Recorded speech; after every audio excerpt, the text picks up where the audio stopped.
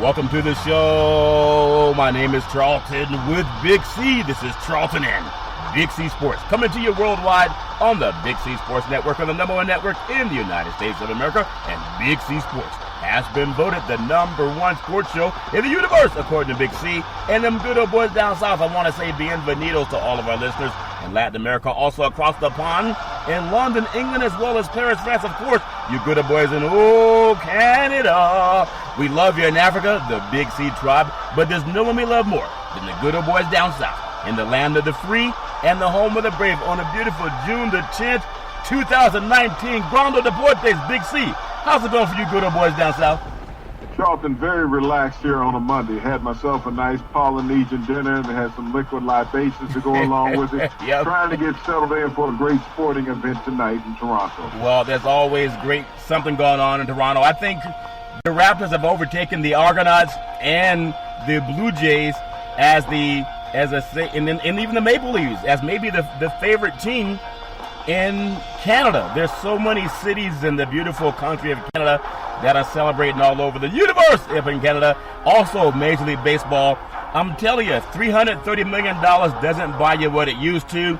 And of course, in the college chase for the World Series champion, we've already seen UCLA win something for the West Coast, so Big C can let us off the hook, at least for one sport, Big C. But then UCLA got knocked out, as well as Stanford. We have those brackets set as well.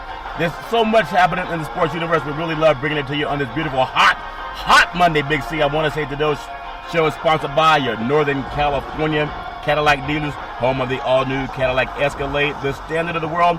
When you go by and test drive yours, tell them Charlton and Big C sent you. I do want to open up again, as we've been saying, just getting off of D-Day celebrations all of last week. National Suicide Hotline for veterans or anybody going through some challenges. 800-273-8255, 800-273-8255. Or if you're a teenager, a lot of teens are out of school, and there's a thing called bullying. And bullying happens way too much, and we hope that everybody can get rid of the bullies, but you can call or text 838-255. You can text 838-255. Big C, I know a lot's going on in the sports universe. Just one more thought on veterans and how they need help. There's a hotline they can call, Big C. Your thoughts? Charlton, we have veterans here in the United States, and a lot of those veterans need help on a daily basis, and not just physical help, Charlton, mental help, financial help. Any type of relief that you can give to a veteran is always warranted. Yeah. But there's a national hotline, Charlton, for so many of those veterans who don't have anybody to talk to, and they're in serious, downtrodden, emotional situations. We have over 20 Americans commit suicide in America every day. 20. Wow. Our president and our administration never touches on that, Charlton. Our politicians, our senators, our congressmen, they never talk about that, Charlton. They've all turned their back on those people who have made it easy for them to sit in those elected offices and reap the benefits of that, Charlton. They need to reach out daily in everything that they do, and all the combatants that they have, reach across the aisle and think about those servicemen who have served this country, those servicemen and servicewomen who have served this great country. Well, that's a very good thought. So we hope that people can reach out again. We'll give the number one more time in case you missed it the first time. You can simply pick up your phone, call 800-273-8255. That's 800-273-8255. Or you can text 838-255. That's 838-255. Big C, Canada, our home and native land. I'm hoping, as I was talking to some former NBA players today, they're hoping too that we can see more than just tonight's game. And Northern California, Oracle Arena, opened 1966. Don't want to see it closed down just yet. I think for the sake of the basketball universe, the news that Durant's going to come back tonight, we don't know until we see him on the court. But emotionally, what does that do for Golden State? Big C, your thoughts? Well, Charlton, I mean, it can always be an emotional game, but I think in this modern era of athletes, Charlton, that emotion sometimes is tossed out the window. You're looking for competitive edge. I don't know if Durant is going to bring a competitive edge to this team that he has played in over a month. When you look at what Toronto has done, this is a team of momentum. Yeah. They have outstanding players on their roster who have really stepped up during the playoffs. You got to realize they were the second second best team in the NBA last year, realistically. They had the best record in the East. They had 60 wins. They had the second best record in the East this year. I know a lot of people said you should put an asterisk on the record, if Toronto wins because Golden State wasn't at full strength. That doesn't They don't matter. care. you go out there and you play the game. There are no asterisks whenever there's a championship won. Just like in the NFL, when they had the strike-shortened season and the Redskins wins the Super Bowl. Yeah. They still won with the same amount of games that everybody else played. So there's never an asterisk on a championship. You go out there and you give your all, healthy or unhealthy. It's about winning the game and outscoring the other opponent. It's always about winning, and that's what Steph Curry said. Nobody cares. I mean, everybody has pain. Some people may not have, physical pain, but they got emotional pain. And before we even get into the world of the NBA, I just want to say, as a media brethren, and for all the athletes out there, thoughts and prayers are with former Boston Red Sox David Ortiz, Big Papi. He is stable, in fact, on his way back to Boston after being shot in the back in the Dominican Republic. And it's a shame. We don't know what happened, but obviously there's a lot of body trauma, but he's stable. Last we hear, heading back to Boston. There's some great hospitals in Boston. Big C, I was just asking you, ironically, last week, that I kind of missed the days when they would let the general population around the athletes at a stadium or in a game, or they used to crush the stadium or crash the floor at Boston Garden when the Celtics won, or at the Forum in LA when the Lakers won. And you said, no, that's not a good thing. Now I'm seeing why you don't have to be at a stadium. People are always a target. Big C, your thoughts? Well, Big Papi was shot in the back in his home native country of the Dominican Republic. He was sitting in a nightclub, Charlton, and assailants walked up and shot him and a friend. He had his gallbladder removed, Charlton, and part of his intestine to stop the internal bleeding. Like you said, he's on his way back to Boston. But we also spoke a couple of weeks ago when you had talked about why athletes don't go back and get back into the communities where they grew up. And this is the reason why. You go back and there's always somebody envious, Charlton. Yeah. You never know who is the person that's going to come up and potentially be an assailant to you or commit harm to you. And so many athletes avoid going back to where they grew up for this various reasons, something that almost cost Big Papi his life.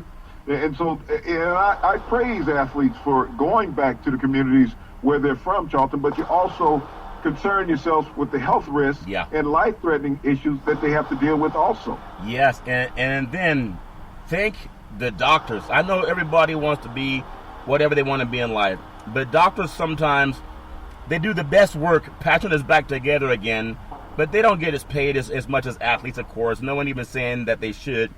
But they do a lot more for the humanity and human race than any athlete ever has. So I don't know the doctors that did the surgery, but all over this country, there are people undergoing surgeries. And it's doctors that mend people back together again. And I just want to say thank you, because nobody ever knows when they get that call and the ambulance shows up and then you are being sent off to the hospital where they can get you some help. So for Big Papi and his family, it's good to see that he's going to recover. I'm hoping fully. Believe he'll make a full recovery. And again, our thoughts and prayers are with you and your family. But I want to jump onto the NBA tonight because this is it. There was a song, "This Is It." I think the Doobie Brothers sing it. And if you're Toronto, this has never happened before for an NBA franchise. In Canada, they've only had Vancouver and then Toronto, even though the first professional basketball game was played back in Toronto in the NBA. But I want to just get your feeling on, I know you've been around Canada, you've been around North and South America. Give me the feeling of what this means to this city, which is like the whole country's behind them. Big C, your thoughts? Well, Charlton, yes, the whole country is behind this team, and I mean they've been lively ever since this inception of this franchise in Toronto. Yeah. Back in 1994, and ironically, this was the year after Joe Carter hit that epic home run against the Philadelphia Phillies in 1993 to give Toronto its back-to-back World Series championship in that great city, Charlton. Yeah. And now the Toronto Raptors, 26 years later, are on the cusp of an opportunity to win an NBA World title. That would give Toronto's professional teams a professional title in all sports. Wow. When you think about the Blue Jays, the Blue Jays have won two. Yep. The Toronto Maple Leafs have won, Charlton. It's been some time since they've won. They have a Canadian football team there called the Toronto Argonauts that has won multiple championships. But when you think about what it means to a country, not just a city, that's what Toronto is looking to hoist tonight, the Larry O'Brien Trophy, Charlton, for the NBA title. Yep. Well, I hope they don't get it. I'm not partial. I do like Golden State. I don't mind saying that. I've been there since I was a little boy. You know, growing up in Northern California and being around the Coliseum, you know, many times. But give me your thoughts tonight for Golden State. Obviously, this is a team. Draymond Green says they play better when their backs are against the wall. I don't necessarily believe that because their backs have been against the wall this whole series. I believe that they will play their best basketball tonight. Will it be enough? We will see. Give me your thoughts on what Golden State has to do in order to go back to Oracle for another game. Your thoughts? Charlton, the bottom line, they would have to outscore Toronto, but I don't know if they have enough firepower. You're talking about wounded Warriors and everybody talking about Durant coming back into the lineup tonight. That's just one individual. Durant has to be able to play defense as well as offense. Who do you match him up with defensively? You have not seen Durant move laterally.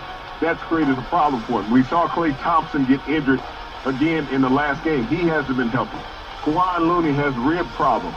That's not healthy for a big man when you have to bang against Marc Gasol. Yeah. This is a team that is desperate right now when you're looking at Golden State. Yes, they've had a 5-year run getting to the finals, but right now Toronto is the better team. Golden State on paper was the better team coming into the series, but they've been injured. Yeah. You cannot foresee injuries when you're looking at playing in a championship series, Charlton, and that's one of the things that weren't projected by all the experts, not even Golden State. Yeah. Toronto has remained basically healthy throughout this series, Charlton, and they're really motivated. When you have an opportunity to put away your opponent, Charlton, you put your opponent away, and that's what Toronto is tonight, emotionally and physically a better team. The only thing that a lot of people can take any type of solace in if you're Golden State is when the team was down 3-1 and came back in the Western Finals. That was the same Golden State Warriors team that did it against OKC just a few years ago, and also they gave it up when Cleveland was down 3-1 and came back because Draymond Green was inauspiciously kicked out of a game. Not the game that he committed the penalty in, but it was after the foul, whatever that is. That's just some stuff that goes on behind the scenes. Steph Curry's probably the only Golden State Warrior that has, I guess, 90% of himself. I know he dislocated a finger, but on his non-shooting hand, his left hand, and they taped that up, and that was in the playoffs also. But if you look at Iguodala, he's banged up, and can he come out and give you something? They're going to help to. I think Draymond Green has been their one consistent player that doesn't have any sort of injuries, but he's going to have to back up what he said, and he has to quit trying to get a technical foul. Toronto has gone to the line more than Golden State. Now, Big C, can you explain to me, if you're Golden State's state of mind, how the more physical team is allowed to go to the foul line more when they're playing football on defense, a lot like what Kerr was saying that the Clippers and also the Rockets were doing. Golden State's not that physical, but why are they being called for more calls? Your thoughts?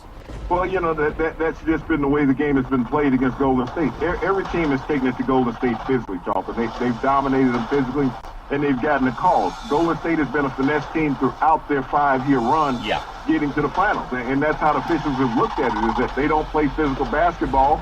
And so when they get physical on another team, they're going to call it because it's out of the boundaries of what Golden State has done over time. Yeah. So you have to have a mantra of basketball that you play. It's just like with James Harden when he takes his 3 steps back when he gets ready to take a shot. Yeah. That's the way he plays.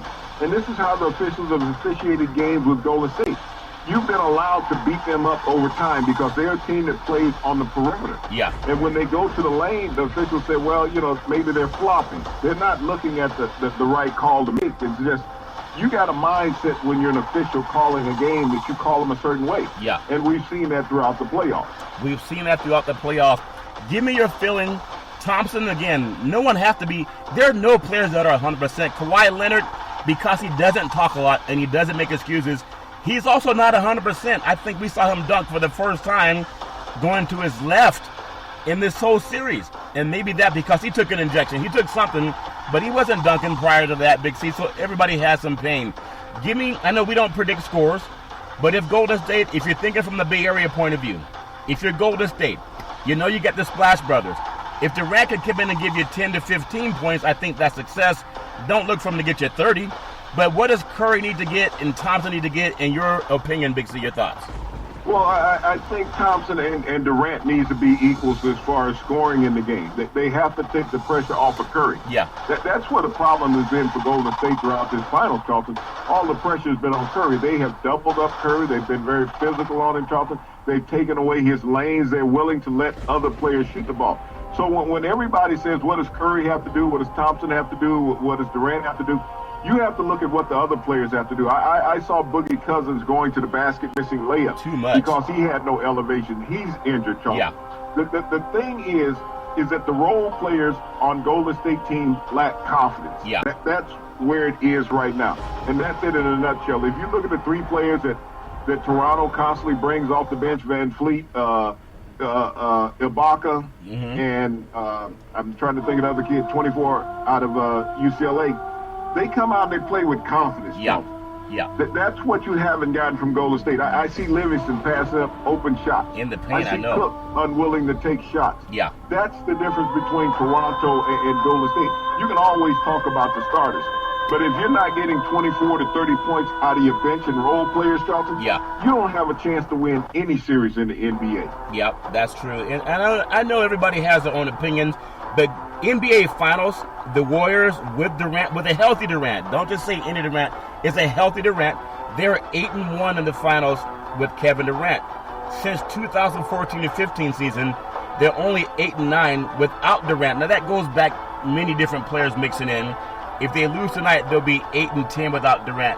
So but you look at those numbers, Charlton. That's only based over the last 2 years. When you look at Durant's numbers, 8-1, that's the last two championships. Exactly. So you really can't throw that 8-9 in there without Durant because he only participated in 2 championship series. He hasn't been in all 5 of them. Exactly. That would be Curry. That'd be the Splash Brothers and Draymond Green that has been there, and also Iguodala.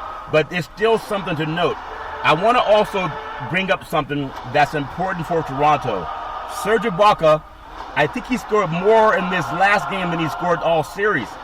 They can't let him do that again. If you're Golden State, if you're Toronto, you need that. Also, Lowry has a bad hand. You don't hear much about it now because these guys are taking something that, what do you call it, hurt no more or pain no more? Something about getting rid of the pain that they can spray on them. I don't know if it's an injection, but they're doing something to get rid of that. If you look at NBA, Kawhi Leonard, he needs 16 points this playoff season to join players who've 700 points or more and won a championship. That's Shaquille O'Neal, Hakeem the Dream Olajuwon, and the great Michael Jordan. In 2000, that was for Shaq's chance, and Olajuwon 1995 was his chance, and the great Michael Jordan 1992 was his chance. Isn't that amazing? He could become only the 4th player in the history of the game to have 700 postseason points if he hits 16 tonight, which is half of what he's been doing. Big C, your thoughts?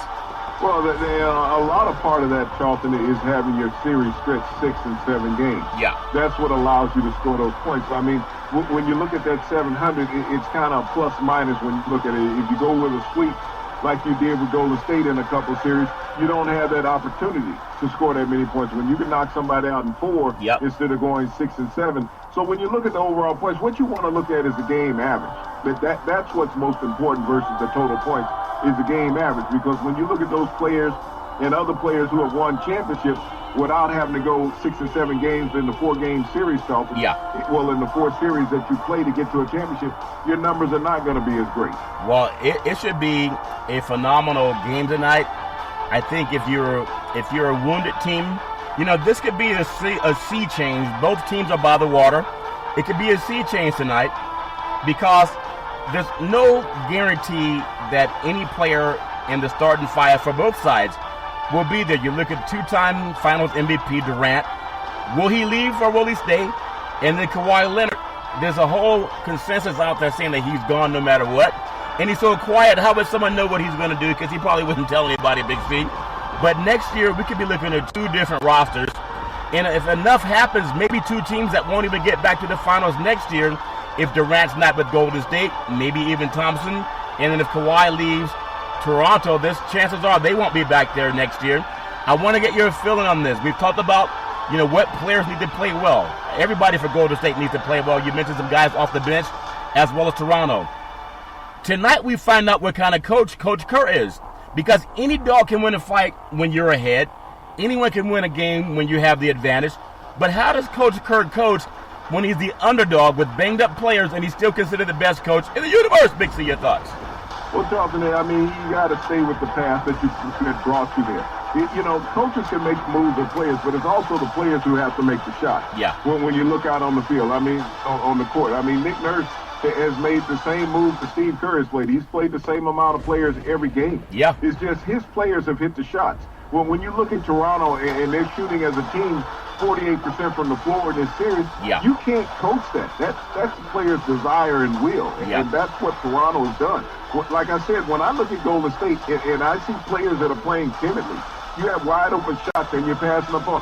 Draymond Green needs to take the three. Yeah. I mean, they're sat off of him saying, okay, pass the ball. Take the three. You have the same opportunity to make it as anybody else on the court. I mean, Curry's going to get tired launching it all the time.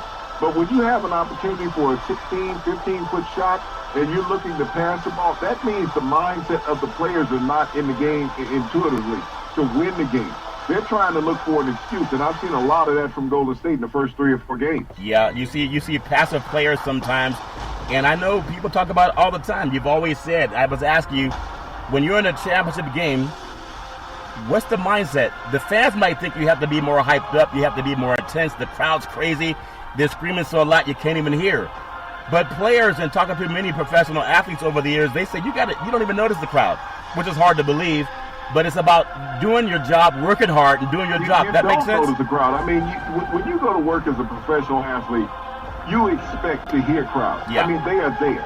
But when you're intensified in the game, Charlton, you really don't notice the crowd. Yeah. I mean, you sit there, you might notice it after a play is over, but while you're doing your job, you focus. Yep. You take everything out. You're in tunnel vision as a professional athlete. I mean, you think about a baseball player when he's sitting there at the plate and everybody's jeering against him.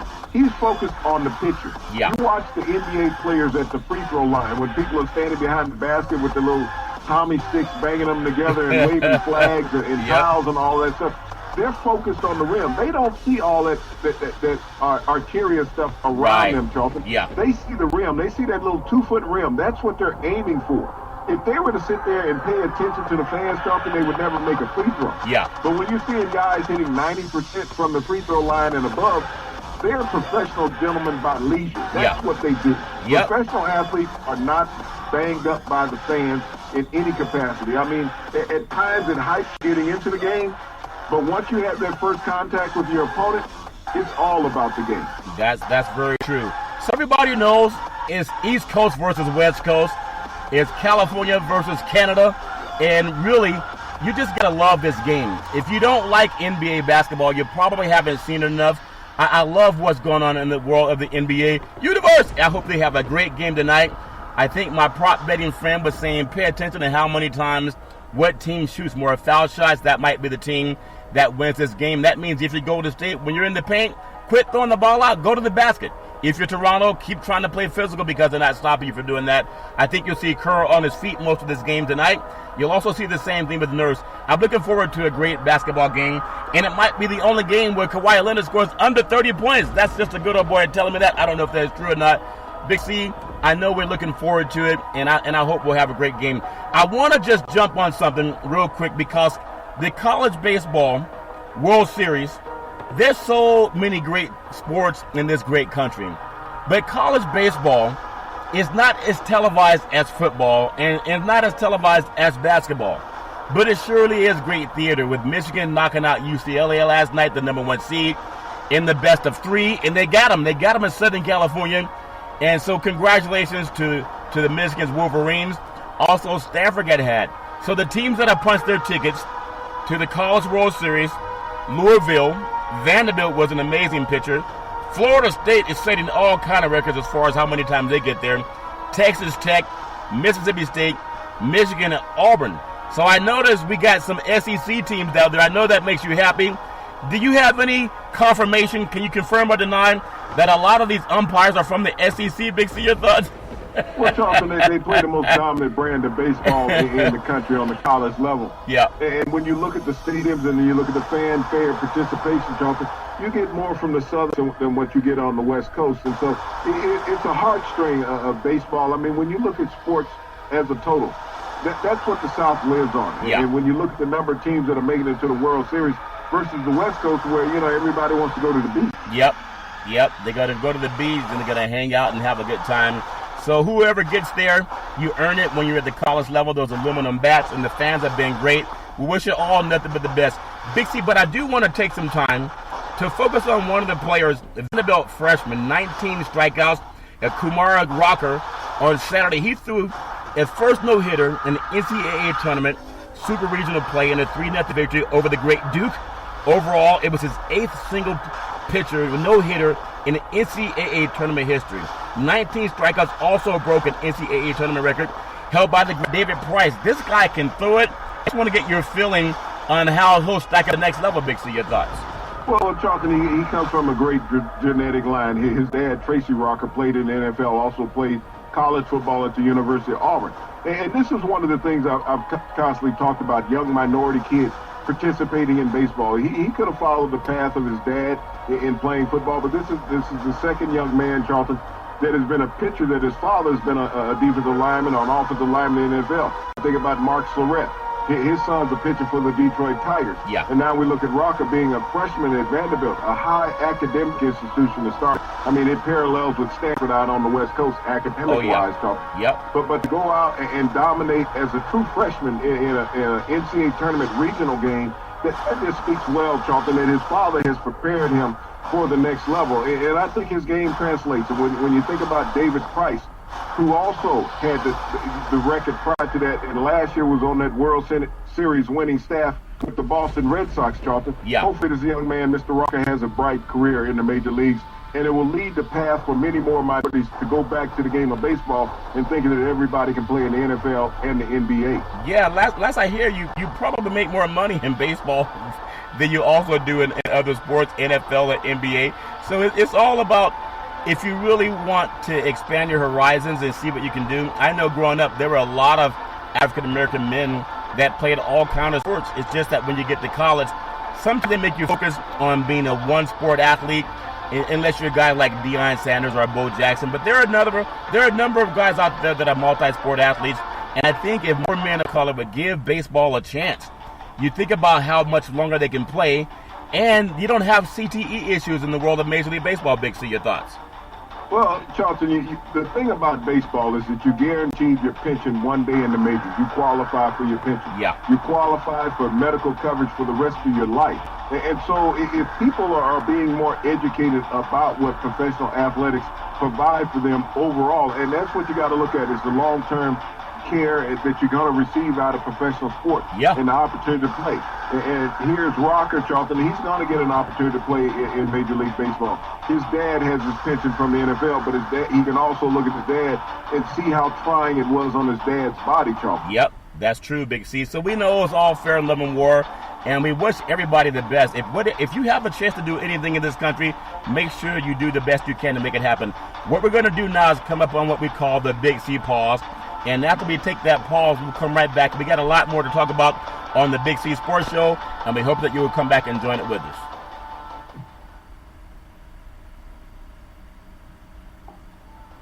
All right, we are back from the Big C pause. I want to thank everybody for following Big C Sports around the universe. You can follow Big C Sports on the iHeartRadio network. You can find us on Apple Podcasts. You can find us on Google Podcasts. You can find us on Spreaker, Spotify, YouTube, which is also doing the NBA broadcast tonight. You can find us on Xfinity Comcast on television.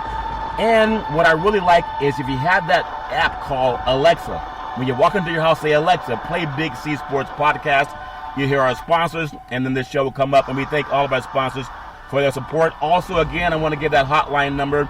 Just for somebody, if you're going through some kind of issues, you're never alone. Just call 800-273-8255. That's 800-273-8255. Or you can text 838-255. That is 838-255. We're on the second half of the show, Big C, and Lord Stanley Cup is up for grabs. It's amazing that Canada, look at this juxtaposition. Canada, which is known for hockey, there are more Canadians now focused on the NBA Finals than the pursuit of Lord Stanley's Cup, at least TV-wise. NHL Stanley Cup Finals tied at 3 apiece, Boston and St. Louis. And I'm telling you, this is amazing. St. Louis, they had everything lined up for a win. At home, They had all that beer they were getting ready to pop and put in that cup. But Boston had different thoughts. They come to town and leave with a 5-1 victory. And there will be a new champion crowned for Lord Stanley's Cup on Wednesday in Boston. Will it be St. Louis or will it be Boston, Big C? Your thoughts? Well, Charlton, as you said, St. Louis had everything lined up for a victory. Not only that, they had 60,000 people lined up outside the Enterprise Center last night in St. Louis ready to celebrate. They put Jurassic Park to shame as far as the number of people in attendance. Yeah. But, you know, when you have opportunity to close out and you don't do it, Charlton, you may not have enough emotion for Game 7. Yeah. And Boston's going back home. And you think about it. If you're 18 years old in Boston, Charlton. Yeah. 18 years old. In your lifetime, there have been 12 championships celebrated by that city. Wow. So kids that are 18 years old in Boston don't know anything about losing. No. So right now, they're on the cusp of having their 13th championship, Charlton, in 18 years in Boston. But, you know, when you look at Tuscan Rask, he was able to stave off every St. Louis threw at him the other night, Charlton. Yeah. They had an opportunity to attack him. They had a couple power play goals, Charlton. They had 11 shots on goal during these 2 power plays. Yep. And he stopped all of them. He stopped 28 of 29 shots last night against St. Louis. And I think mentally that St. Louis may not have enough going into Boston, knowing that they had an opportunity for the first time in their franchise history after winning 3 playoff games in the finals, Charlton, Yep. to ice it up, and they failed. Well, I think about, when I think about Big C stars of the game, I look, of course, you look at Rask, like you said, saved 28 of 29 shots. That guy is amazing. Jake DeBrusk, he had 2 assisting, 2 scorers, and then Jake Krejci, he had 2 as well. So Boston, when you look at the balance of their team, NHL, this is the Game 7 coming up. The first Game 7 for the NHL since 2011. But when you look at Boston, they beat Vancouver back then. But 21 different Bruins have scored in the postseason, which ties an NHL record, Big C. Talk about spreading the puck around. Your thoughts? Well, this is what this team has done, Charlton. They've played vicariously through each other. And they've been able to go out and dominate their opponents throughout the playoffs. But like I said, this is a team of legacy when you think about the city of Boston. I think you have all the ghosts of teams past. Yep. And you have the Celtics, you have the Patriots. You know, the teams that are looking at you saying you got to uphold this, as well as the Boston Red Sox. Yeah. Is that we're a city of champions. And you think about that internal emotion that this city carries, as well as the teams that play in that city, Charlton, is a driving force. Oh, it definitely is a driving force. And I know when we talk about fans and who cares about what and what cities have the best sports and who pays more money when you go to an event. Now, we know it costs almost a mortgage to go to a Golden State Warrior game if you're going to sit courtside down there where Silicon Valley owns everything, Big C. Think about this. The average price of a ticket, last night's Game 6 of the Stanley Cup playoffs in St. Louis, it was $7,200. That's a lot of money to watch your team score 1 goal. And then the average price of a ticket in Game 5 of the NBA playoffs in Toronto, Canada, $6,800. And Canada has, Toronto has this Jurassic Park, but it seems like it costs more money to get on the ice. Maybe because they've been serving some beer on the ice. Big C, your thoughts? Well, it really lets you know the fanfare in other sports other than just basketball. People think that right now, because the NBA is playing and it's such a fantastic game, that only fans watch that. But when you see how fans are so jovial and infested with the NHL, Charlton, that they have loyalists. It doesn't receive the television fanfare because it's a hard game to understand for those who are not knowledgeable in it. Everybody understands basketball. But when you see the idiosyncrasies of a hockey game, Charlton, and the great athleticism of these huge skaters that are running around on this ice, you really learn to appreciate the game. And you have fans that have been in St. Louis since day one, Charlton, of the inception of this franchise, that have never missed a game, just like in Toronto. So you think about those fans who have waited some 40 years, Charlton, for an opportunity for them to hoist the Stanley Cup. They're not going to miss out, and they'll pay whatever they need to pay to get in. No, they'll definitely pay. It's a lot of sports. If you love sports, it's a great time of year. I want to swing the bat over to Major League Baseball. We talked about the College World Series, and congratulations to the teams that have gotten in there. But I want to look at tonight's Major League Baseball lineup, and then I want to get your thoughts on a couple of things that happened over the weekend. Tonight, you have Oakland at Tampa Bay. Now, just for people who don't know, Oakland had a long delay getting in to Tampa Bay because they flew out of DFW down in Arlington, Texas when they had the games over against the Texas Rangers over the weekend. With the inclement weather in Dallas around DFW, for those of you who fly around that airport, there were over 200 flight delays because of the bad weather there in Texas. So they may be a little bit sluggish playing at Tampa tonight. You have Arizona at Philadelphia. Texas is at Boston. St. Louis is at Miami. Pittsburgh is at Atlanta tonight. Washington is at Chicago. And there's something about the Cubs, Big C. They're playing at Colorado. Now, I know they want to fight a lot. I think they serve a lot of beer up in Denver. Is that called Rocky Mountain High? So they relax and they drink, Big C. Your thoughts? Well, you got a lot of legal things that you can do in Denver, whether you're drinking or you're rolling your own. Roll your own drink. You get a lot of relaxed play in Colorado. So when they say bring your own beer, they also mean bring your own libation. And they bring say your own bud. bring your own bud. Well, it's all they voted for it, Big C. And then you have the LA Dodgers at the LA Angels of Anaheim. You have the matchup game, the New York Mets, Mets against the Yankees in New York. So a lot of things happening on the East Coast. I wanna ask your thoughts on something. And I know, all we do is point out the facts. We're not always right, but we at least say Google what we say. So if we are saying anything that's outside the line, then you can call us on it. But before I get into that, I want to say Seattle Mariners designated hitter Edward Encarnacion, he hit 2 home runs on Sunday against the LA Angels. It gave him 400 for his career. Really want to acknowledge him for that. And he became the 3rd active player to reach the 400 home run milestone, joining Albert Pujols at 644 and Miguel Cabrera at 468. Big C, your thoughts?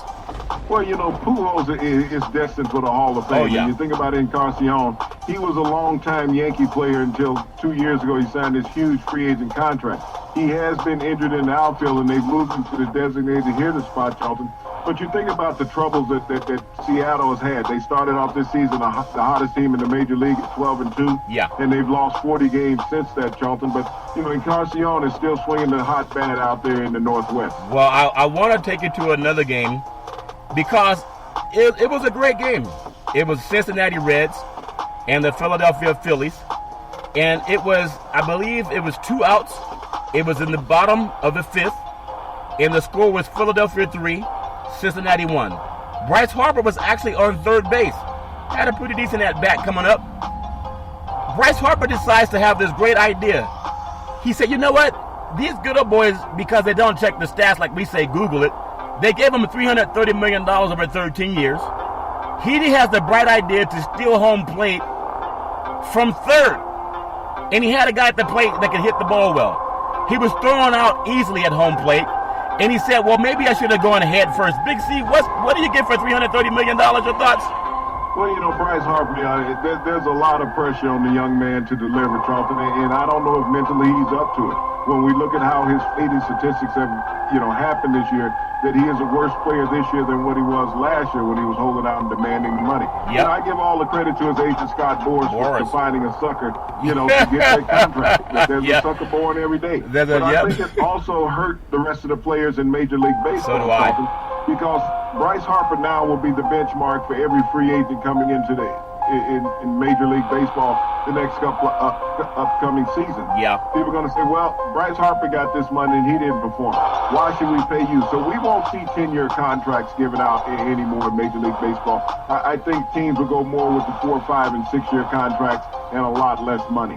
Yeah, and he was only 1 for 4. So this is again a cry to the owners because they had a pretty decent attendance at the game. But for a lot of the owners who are just paying guys because they want the great white hope, at least there are a lot of players that are worth a lot more than Harper got. And it became a lot of media hype. But you paying a guy $330 million over his contract and he's 1 for 4. And even Little League players, they know, do not steal home plate. Unless you get speed like Ricky Henderson, Big C. That make any sense? Your thoughts? Well, when you look at just stealing bases all over in Major League Baseball, Charlton, it is down significantly. This season most likely will have the lowest stolen base total numbers in Major League Baseball since 1971. Wow. I mean, there's just a lost art in Major League Baseball when I think about watching Lou Brock, Willie McGee, Ricky Henderson, some of the greatest base stealers of all time, and we no longer have a guy in Major League Baseball that's even going to get to 50 stolen bases during the season, Charlton, when Ricky Henderson and Lou Brock stole 100 bases in a regular season. That's amazing. I mean, Ricky talked about himself oftentimes in third person. That's because he was running so fast he could see his shadow behind him, Big C, or sometimes even in front of him, he ran so fast. So congratulations to all the guys in baseball. Don't steal home plate if you're on third base and you got a batter at the plate. Cincinnati 5, Philadelphia 4. I want to bring you out to the West Coast because we know athletes can be braggadocious. They can be a bit hubristic, and you got to be in order to win. But Dodgers' Max Muncy smashed a home run into McCovey Cove off of the pitching arm of Madison Bumgarner, who didn't like what Muskie said.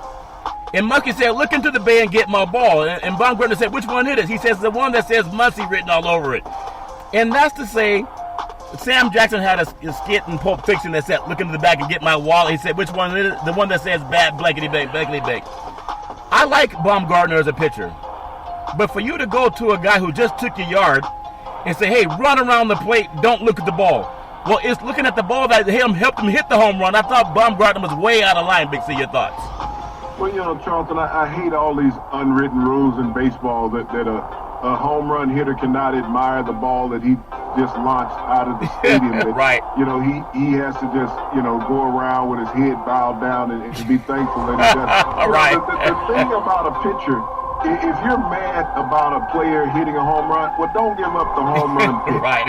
That's the bottom line. Yep. I am so sick of these unwritten rules in baseball that you have to throw at somebody who took his time going around the mound, who flipped his bat, and all these things. You don't give him an opportunity to do that, then he doesn't do that. You think about the guys that you strike out, you have to have more control of the strike zone, Charlton. Yeah, I mean, if you don't want the guy going around the bases, then strike him out. That's what Catfish Hunter did back in the day. And speaking of going around the bases, picking them up, laying them down, we talked about how fast the great Ricky Henderson could run from base to base. In track and field, down at Texas Tech, these times are 19.86 and 19.73 in the 100 and 200 for Texas Tech's Divine Odoru, who won both the second fastest time in NCAA history as the Red Raiders captured their first men's national championship. Here's a team that had a chance to become the NCAA basketball champions, Big C, and they did it this time in track and field, picking them up, laying it down. If you can run 19.86 and 19.73, that's fast, Big C. Your thoughts? Well, Charlton, there's something going on in the water down in Texas or in the barbecue. This is the second time in a month that we've seen basically almost world records set down in Texas. We saw it with a high schooler who ran the fastest time, 100 meters in high school history. Now we're seeing it on the college level, Charlton. But, just a great performance down there at Texas Tech. Everybody thinks about football in Texas, but they got some very fast track runners down there, Charlton. And I beg your pardon, that was a 9.86 in the 100 and 19.73 in the 200. If you run 19 in the 100, that's not too fast, but it was actually 9.86. I told you it's about 100 degrees here in Northern California, and I'm looking forward to someone scoring 19 points tonight off the bench for the Golden State Warriors, because I can't believe when they were showing stories of Oracle Arena, how it opened in 1966. It's not an old arena, but it's the oldest arena in basketball because everybody's doing it new. And being in Silicon Valley, they got to spend that money because of burning a hole in their pocket. Big C, your thoughts? Well, Charlton, I mean, that venue out there has been remodeled, I think, about 5 years ago. They went in and did a facelift on the inside of it. So, ironically, it's not that old because, being remodeled and being restructured seating-wise. But, everything now is about modernization, updating everything as often as you can in professional sports. And, it would be a sad song if they didn't play another game in there. But, with the way Toronto's playing, you got to, think that Toronto will wrap it up tonight up north. Well, I'm going to have a bet. If Golden State wins, then I owe you some California red wine. And if you Southern boys win for voting on the North, Big C, maybe you could throw out some pig's feet. I know you got a lot of that cooking up in your restaurants down south. Speaking of up north, Canada, Rory McIlroy, he ran away with the Canadian Open. He closed at 9 under, 61 on Sunday, a 7-shot victory. McIlroy, think about what he did. He started the day in a 3-way tie for the lead. It was McIlroy's 16th PGA Tour victory and 25th worldwide. Big C, how do you shoot that low? Oh, he was in his homeland, Big C. Your thoughts? Well, you know, he's from Ireland, so he had some kinship in Canada. Yep. But shooting a 9 yep. under 61 in a final round. But, you know, even more impressive, Charlton, he was minus 22 overall in the tournament. You know, he was 22 shots under. Yeah. And this is one of the things we talk about Tiger. Tiger doesn't play consistently enough, so he can't expect to be on top of the world stage every time that he goes out. And McIlroy was one of those guys that all the golf, you know, aficionados said that he was the next great one in line. He hasn't lived up to that lore, Charlton. But, you know, having his 16th, you know, having his 16th major yep. from around the world that he's won his major tournament, this is a great boost for McIlroy. And if he can stay consistent, I mean, you're 22 under in a tournament and shoot a 61 round. That's amazing. That's just phenomenal. Well, Pebble Beach is coming up in beautiful North Central California, down there by Monterey, Pebble Beach. A great place, gorgeous time of year.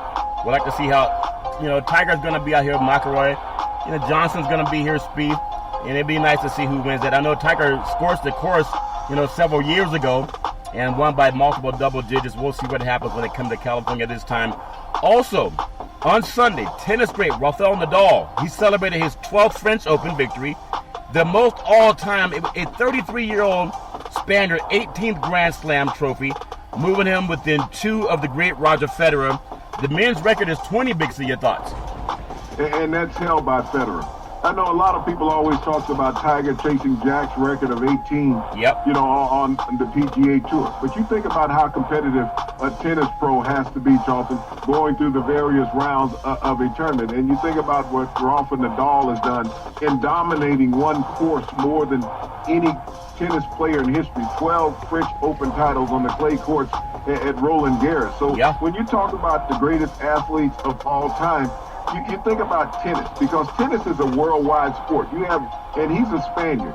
Yep. So you have tennis players from everywhere: England, the U.S., Australia, Germany.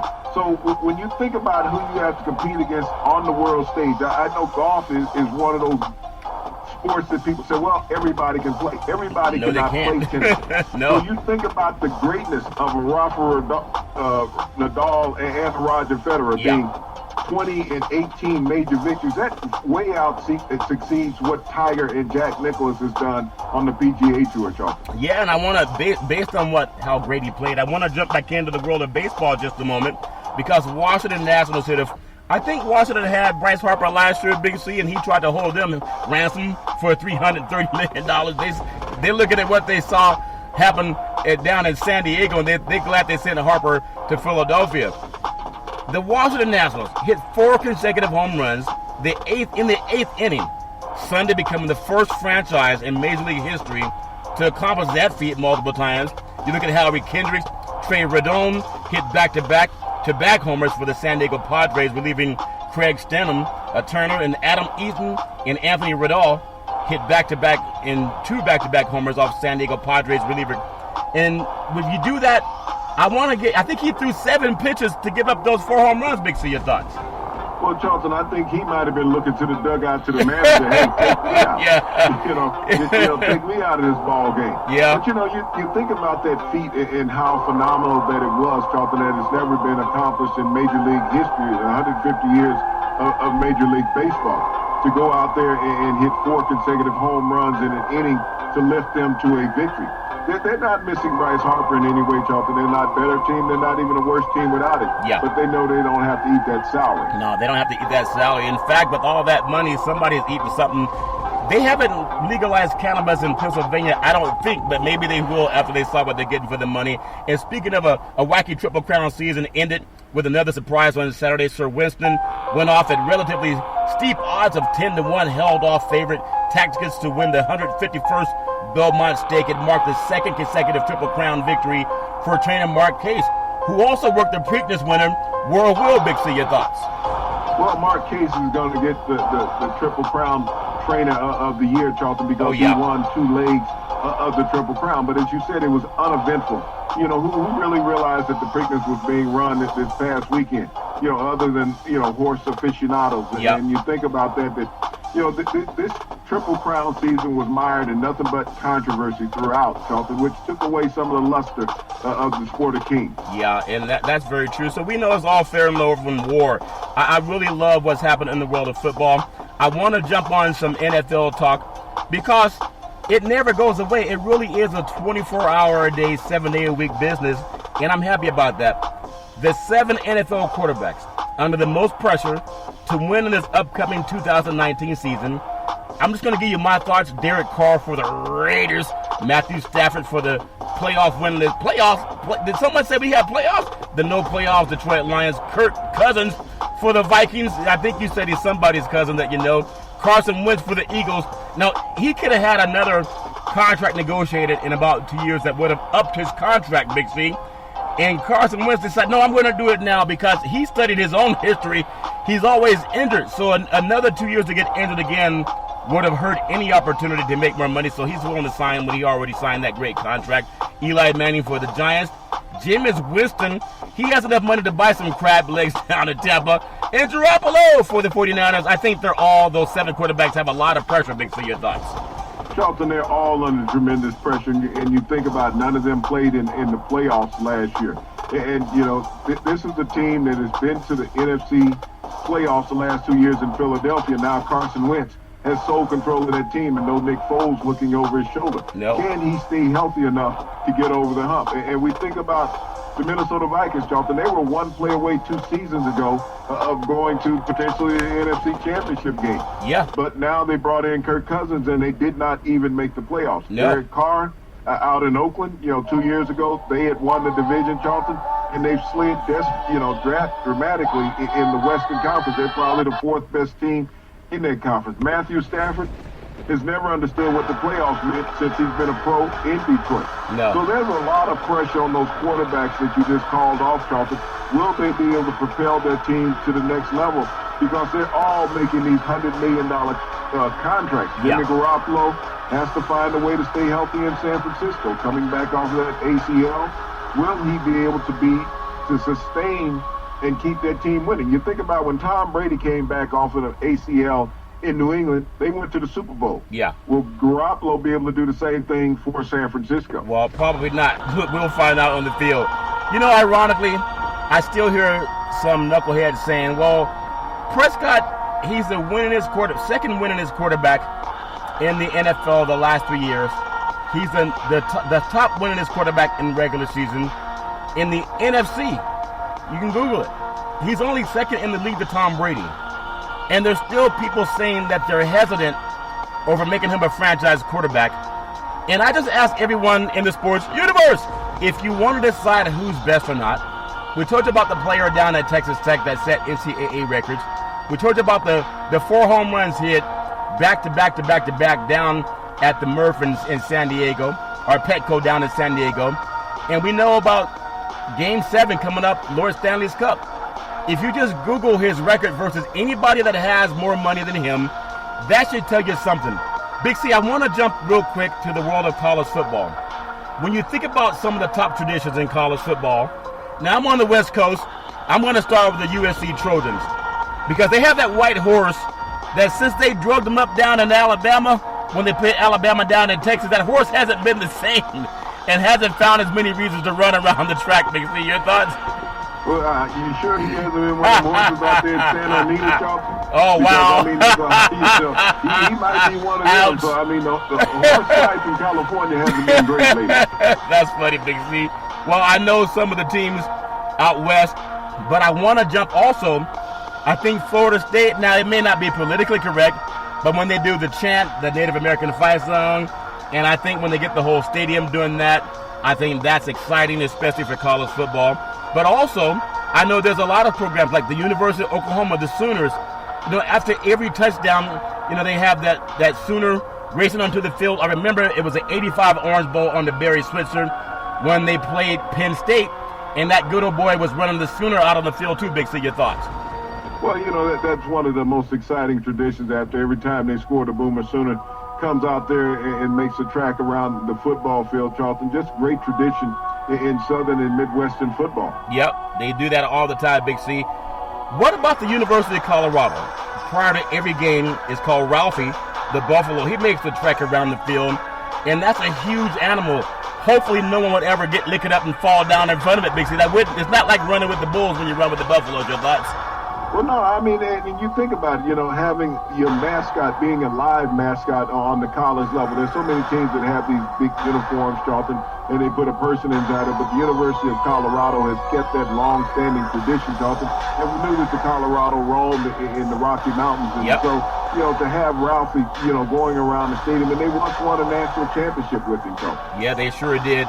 I think another great school for tradition, when you look at Penn State, the Nittany Lions, when they have at-home games and they have that whiteout and it's over 100,000 fans, that to me is exciting. Big C, your thoughts?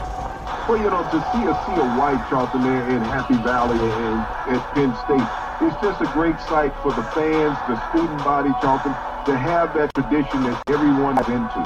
What about when you swing back out to the West Coast? There's a school called Oregon, and their nickname, the mascot, is the Ducks, Oregon Ducks. They do push-ups after every touchdown score. And a couple of years back, they actually had they were testing that duck for steroids and it got so big. Big C, your thoughts? Well, I think that duck had to go to rehab, for some problems that he was having. But, this was a team that a few years ago, Charlton, when they had Kelly out there as head coach, that they were running up scores on people. And I think they had to change out a couple of those ducks at halftime also. I wonder if it's like the two more horses died down at Santa Anita. I'm telling you, check on the owners and those life insurance policies. When you look at another great tradition, especially over the last couple of years, the University of Clemson, down there in Death Valley, they turn down the hill. They run down the hill at Memorial Stadium, and they touch something. I don't know if it's rock or if it's what they call, cow dung, but they touch something that is helping them win. Big C, your thoughts?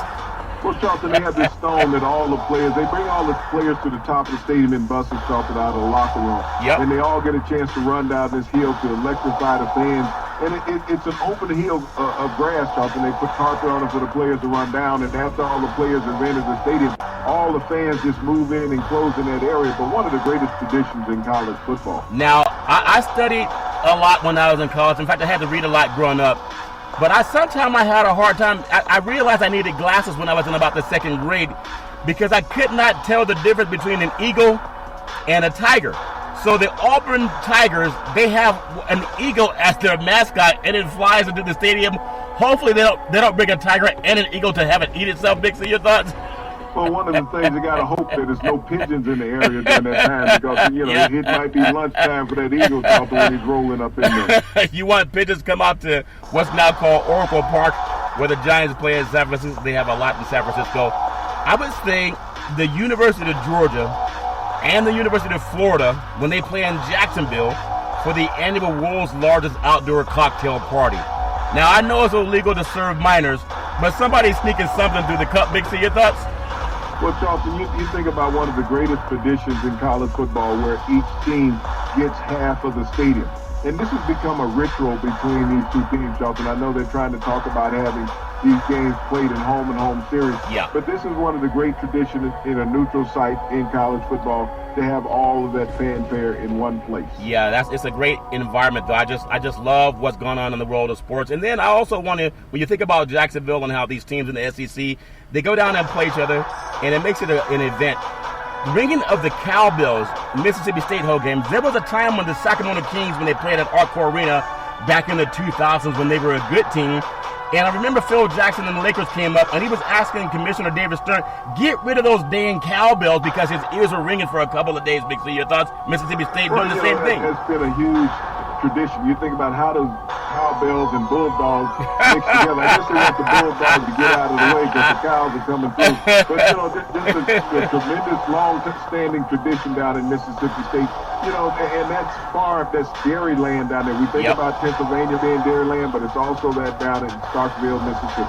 I'm going to pull up, I know there's some schools in the South, Florida A&M Rattlers. Their marching band is amazing, as well as I like what Grambling does in Southern when they play Big C. Your thoughts? Well, you think about the Florida A&M Rattlers, Charlton, one of the greatest halftime shows in college football history. They have performed at the Super Bowl. When you think about college bands performing at the Super Bowl, the University of Grambling Tigers have performed in more Super Bowls than any college band in America. They have participated in 7 NFL Super Bowls. They participated in the inaugural Super Bowl, so they got it kicked off as far as college bands going. But you think about celebratory halftime performance when you talk about the SWAC, Florida A&M, Southern University, and all led by Grambling University. And we love bringing it to you. Now, everybody may have their own thoughts about who's great and who's not, and I'm sure every school has their own idea. Hopefully there's no team called the Bees. I know there's a lot called the Hornets. I even hear that some good boys let some real Hornets out on the stadium, Big C. It stings people. That's not a good thing to do, but it is all fair love and war. You can follow Big C Sports Monday through Friday at 6 o'clock p.m. on the iHeartRadio network. You can find us on Apple Podcasts. You can follow Big C Sports on Google Podcasts, on YouTube. You can follow Big C Sports on Spreaker. You can find us on Spotify. If you have Xfinity Comcast, you can watch Big C Sports on TV. If you have that device in your home called Alexa, when you go in the house, say, Alexa, play Big C Sports Podcast. You hear our sponsors, and then the show will come up. I know everybody's happy about what's going on tonight in sports, but if you're having any trouble, National Suicide Hotline,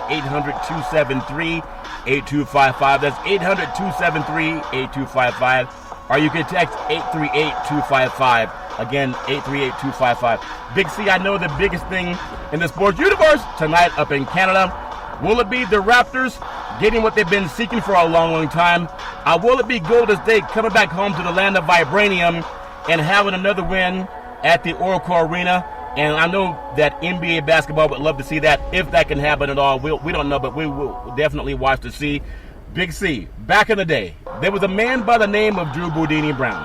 He was known as Muhammad Ali's right-hand man, and he would always tell Ali, with all you got to use, how can you lose? Rumble, young men rumble. Big C, what are you looking forward to in the sports universe? Well, Charlton, when I'm looking at an average ticket price of $6,800 for a game tonight in Toronto, is that in Canadian funds or U.S. funds? Yeah. So it would be a little cheaper in Canadian funds, I guess. So it would probably be about a $1,500 ticket. Yeah. So I instead of going to the game, I would go buy some lottery tickets with that Charlton and sit at home and watch. We'll release the RV. There's always talk about currency change and cryptocurrency. Know what the dollar amounts to. You can find out every Monday through Friday at 5 and 6 p.m. worldwide when you follow Big C Sports on the Big C Sports Network, on the #1 network in the United States of America. And Big C Sports has been voted the #1 sports show in the universe, according to Big C. And them good old boys down south, as we always tell you, there's never, ever an excuse for domestic violence. If you know any man or woman going through that garbage, please call 911, because no man or woman should ever have to go through that garbage on their own. And as we always tell you, on every Big C Sports show, we thank you, we appreciate you, and we hope that you have a super fantastic day.